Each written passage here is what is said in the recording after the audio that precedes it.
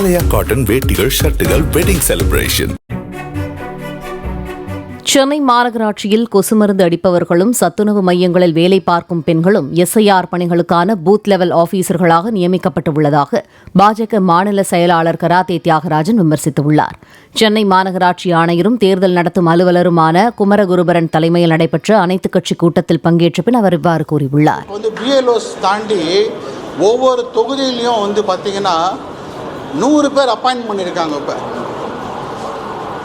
200 சட்டமன்ற தொகுதிக்கு 260 300 அந்த பூத்துக்கு தகுந்த மாதிரி ஒரு அதிகாரி இருப்பாங்க. அவங்கள்ட்ட தான் இது இருக்கும், ஆப் இருக்கும். ஆனால் பார்த்திங்கன்னா சடனாக இப்போ கேள்வி கேட்டேன், ஒவ்வொரு தேர்தல் அதிகாரி 100 ஒரு மாநகராட்சி மண்டல அலுவலகத்தை தாண்டி ஒரு கல்யாண மண்டபத்தில் எடுத்து வேலை நடக்குது.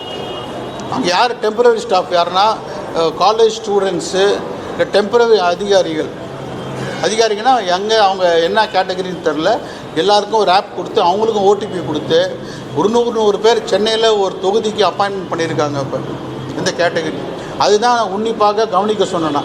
இதெல்லாம் ஆளுங்கட்சியோட குறிப்பாக திமுக கண்ட்ரோலில் இந்த 100 பேர் அவங்க கண்ட்ரோலில் இருக்கிற மாதிரி சொல்கிறாங்க. இந்த 100 அதிகாரிகள் கிடையாது, 100 டெம்பரரி ஸ்டாஃப், காலேஜ் ஸ்டூடெண்ட்ஸு, டிஎம்கேயில் நியமிக்கப்பட்ட ஜோன் சேர்மன், கவுன்சிலர், 100 பேர் யார் அந்த லிஸ்ட்டும் கேட்டிருக்கோம்.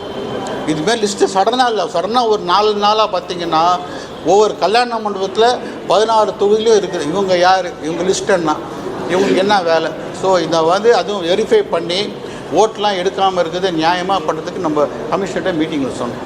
நன்றி. ஆலயா காட்டன் வேட்டிகள் ஷர்ட்டுகள் வெட்டிங் செலிப்ரேஷன். பிளே ஸ்டோர் மற்றும் ஆப் ஸ்டோரில் இருந்து பாலிமர் செயலியை QR கோடு மூலம் பதிவிறக்கம் செய்யுங்கள். செய்திகளை உடனுக்குடன் பெறுங்கள்.